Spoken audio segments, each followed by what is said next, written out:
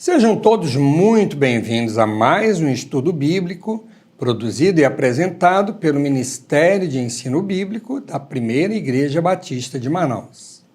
Que neste domingo sejamos mais uma vez alimentados pela Palavra de Deus.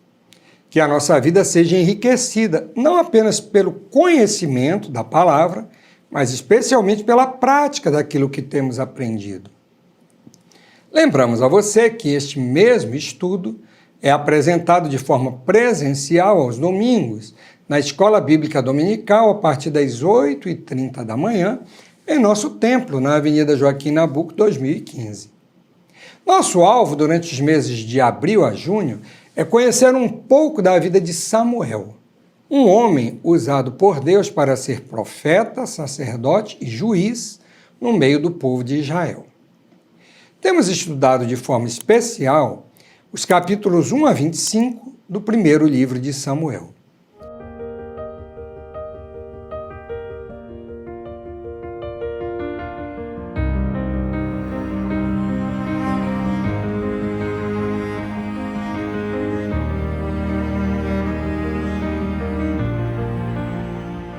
Hoje vamos conhecer um pouco do relacionamento de Samuel com um personagem importante nesse contexto, que foi o primeiro rei de Israel. Antes da leitura inicial, eu gostaria de fazer uma observação. Desde o verso 1 do capítulo 8, sabemos que Samuel já era um homem envelhecido. Vamos lembrar, ele morou na casa de seus pais em Ramá até mais ou menos os 3 anos de idade. Dali foi levado a Siló, onde ficou aos cuidados da família do sacerdote Eli. Não sabemos exatamente quanto tempo ele ficou ali, mas o Senhor o chamou para ser profeta aos 12 anos de idade. Com a morte de Eli e a destruição do santuário de Siló, Samuel voltou para Ramá, onde começou a sua atividade como juiz. Durante cerca de 20 anos, ele esteve ali. Após a grande vitória na batalha contra os filisteus, Samuel tornou-se um juiz itinerante por todo o resto da sua vida. Porém, a aposentadoria não estava nos seus planos. Na verdade, Samuel continuou a trabalhar até que, por fim, a doença o parou e o levou à morte. Por que nós estamos lembrando de tudo isso? Porque Samuel nos dá o exemplo de que o serviço a Deus é para toda a vida. Podemos nos aposentar do nosso trabalho, parar de realizar algumas atividades por causa das limitações da idade, porém jamais deixaremos de ser servos do Senhor. Nossa inspiração hoje começa no Salmo 92, versos 12 a 15, onde o salmista diz: "O justo florescerá como a palmeira, crescerá como o cedro no Líbano, plantados na casa do Senhor, florescerão nos átrios do nosso Deus. Na velhice ainda darão frutos, serão cheios de seiva e de verdor, para anunciar que o Senhor é reto. Ele é a minha rocha e nele não há injustiça." Parece que nós estamos lendo uma descrição da vida de Samuel. Mas essa pode também ser a experiência de cada um de nós. Abra agora a sua Bíblia em 1 Samuel. Mantenha sua Bíblia aberta para acompanhar os comentários. Chegamos hoje ao capítulo 9. Vamos começar lendo inicialmente os versos 1 e 2. Havia um homem de Benjamim, cujo nome era Quis, filho de Abiel, filho de Zeror, filho de Becorate, filho de Afias, benjamita, dono de muitos bens. Ele tinha um filho chamado Saul, moço e tão belo, que entre os filhos de Israel não havia outro mais belo do que ele. Dos ombros para cima ele sobressaía a todo o povo. Pois bem, tudo começou com a descrição de uma família comum em Israel. Um homem da tribo de Benjamim era rico, tinha um filho cuja altura e beleza se sobressaía perante todos os homens de Israel. É natural que a figura de Saul impressionasse logo de cara. Ele parecia com aqueles príncipes dos contos de fadas, o rapaz de quem toda mãe de uma moça em Israel gostaria de ser sogra. Bom, ele era jovem, mas não era mais um adolescente. É claro que Samuel também ficou impressionado com Saul. O encontro entre eles pareceu uma obra do acaso, mas como bem sabemos, para o nosso Deus não existem acasos. O pai de Saul havia perdido umas jumentas e mandou seu filho ir procurá-las. Quando não as encontrou, Saul foi procurar o vidente, Samuel, para que ele revelasse o paradeiro dos animais. O Senhor já havia revelado a Samuel que ele ia receber um homem de Benjamim, a quem deveria ungir como rei. As palavras de Deus a Samuel estão no verso 16. Amanhã, a essas horas, enviarei a você um homem da terra de Benjamim, o qual você ungirá por príncipe sobre o meu povo de Israel. E ele livrará o meu povo das mãos dos filisteus. Porque olhei para o meu povo, pois o seu clamor chegou até mim. Ao ver Saul, Samuel o convidou para uma refeição cerimonial. Ali ele revelou a Saul as palavras de Deus e logo depois o ungiu com azeite. Vemos nesse encontro que a atitude inicial de Saul era de um homem modesto e humilde. Sua pergunta a Samuel no verso 21 é esclarecedora. Por acaso não sou eu um benjamita, da menor das tribos de Israel? E não é a minha família a menor de todas as famílias da tribo de Benjamim? Por que então você me fala com tais palavras? Samuel nada respondeu, mas com certeza ficou impressionado com aquela atitude. Quando ele ungiu Saul, ele disse: o Senhor está ungindo você como príncipe sobre a sua herança, o povo de Israel. Os fatos que se sucederam atestam a aprovação de Deus à escolha de Saul.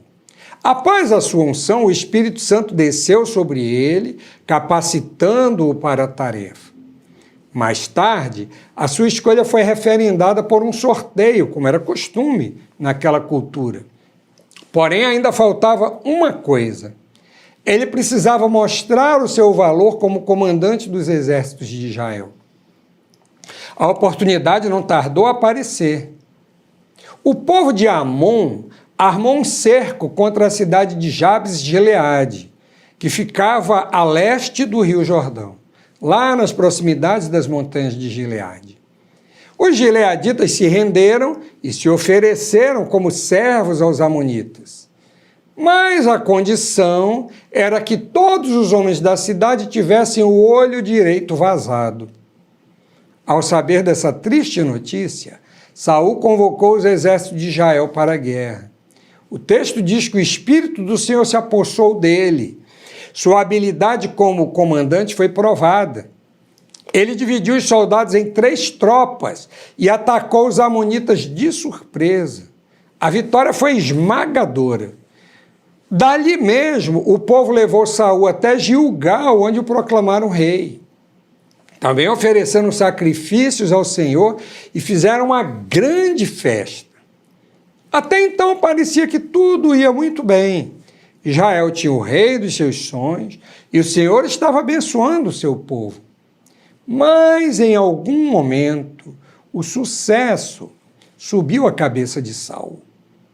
Em vez de dar glória a Deus por tê-lo capacitado e ungido para o reinado, ele começou a imaginar que era forte, capaz e poderoso por causa das suas próprias qualidades. Vamos até o capítulo 13 e leremos os versos 8 a 10. Saul esperou 7 dias, segundo o prazo determinado por Samuel. Mas como Samuel não vinha a Gilgal, o povo foi se espalhando dali. Então Saul disse: tragam-me aqui o holocausto e as ofertas pacíficas. E ofereceu o holocausto. Mal tinha ele acabado de oferecer o holocausto, eis que chegou Samuel.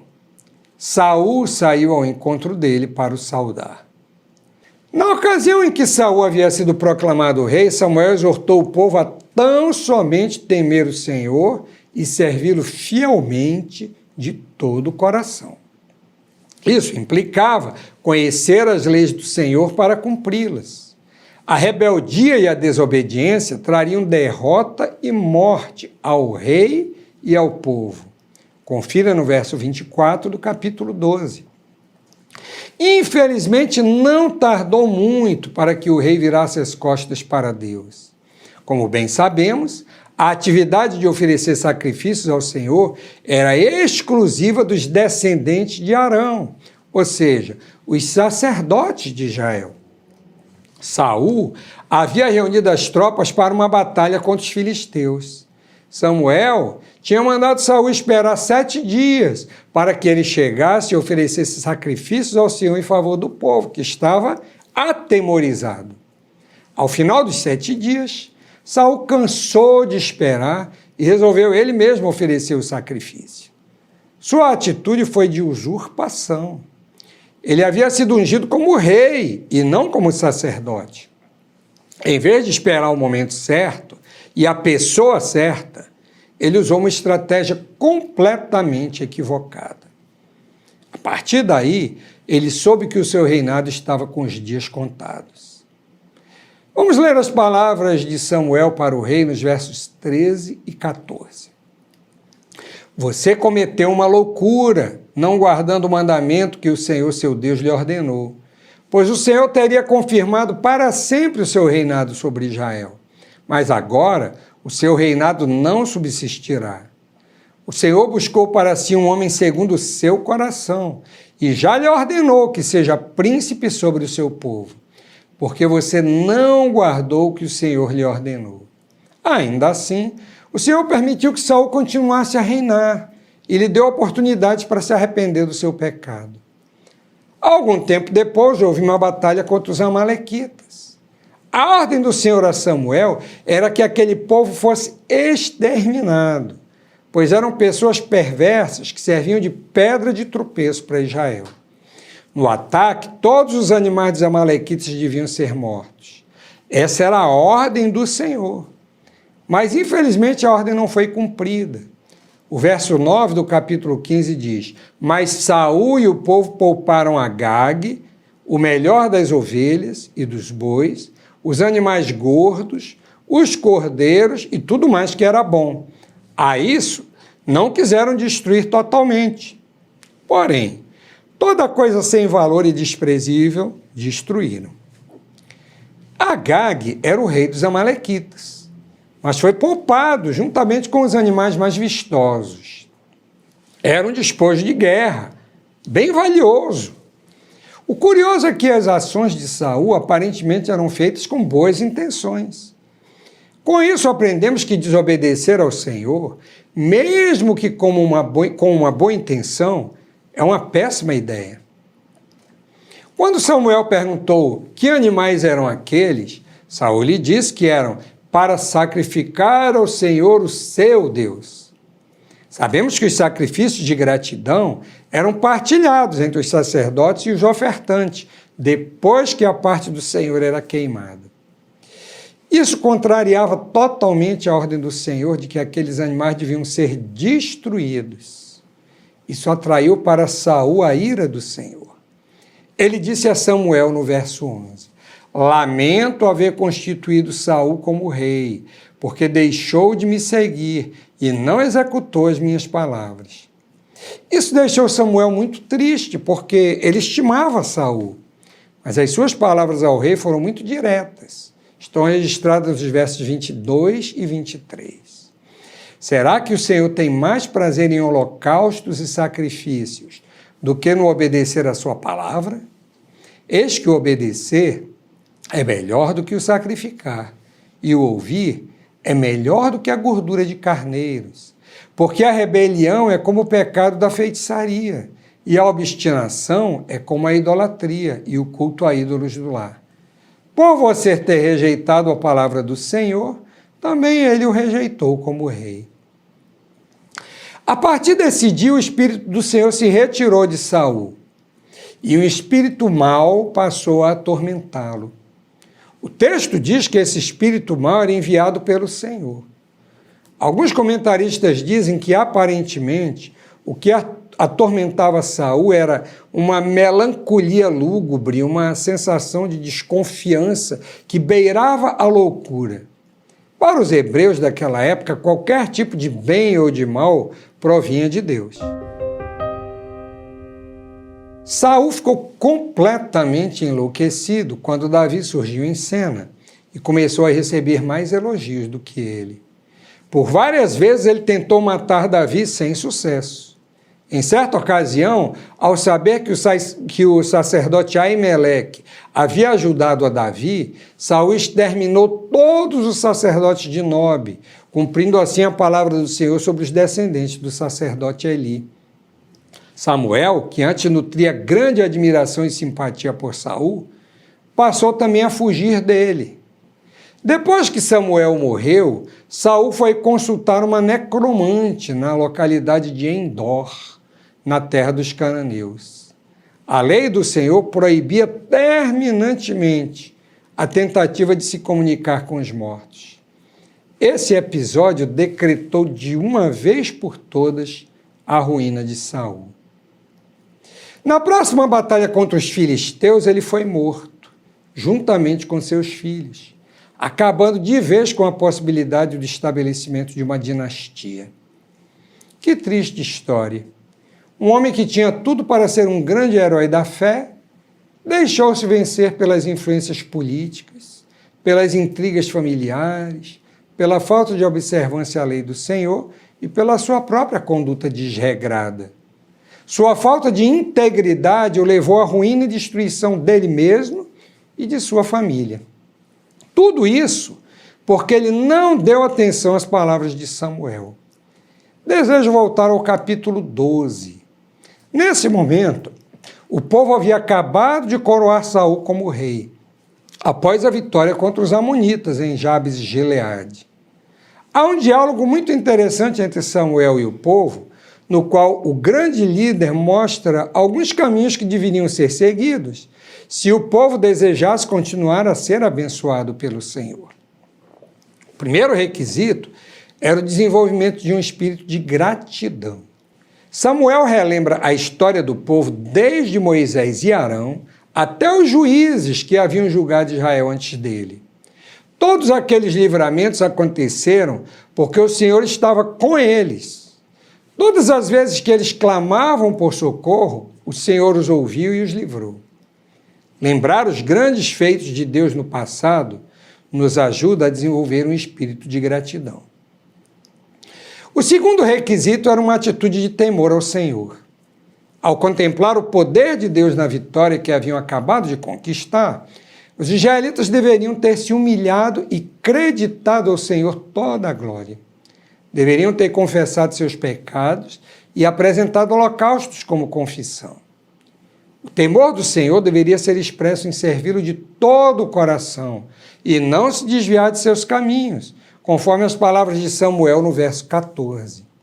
Se vocês temerem o Senhor, se o servirem, se derem ouvidos à sua voz e não forem rebeldes ao seu mandado, se seguirem o Senhor seu Deus, tanto vocês como o rei que governa sobre vocês, então tudo lhes irá bem.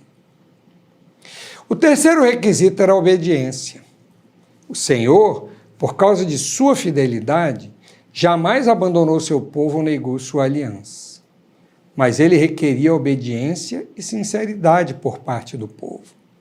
As palavras de Samuel, mais uma vez, são firmes, nos versos 20 a 22. Então Samuel disse ao povo: não tenham medo, vocês de fato cometeram todo esse mal. No entanto, não se desviem de seguir o Senhor, mas sirvam o Senhor de todo o coração. Não se desviem, pois vocês estariam seguindo coisas vãs, que nada aproveitam e que não os podem livrar porque são vaidade. Pois o Senhor, por causa do seu grande nome, não abandonará o seu povo, porque o Senhor decidiu fazer de vocês o seu povo. O triste fim de Saul não deve nos desanimar. Temos na Bíblia a história de muitos outros homens que serviram a Deus fielmente e se tornaram exemplos para os fiéis.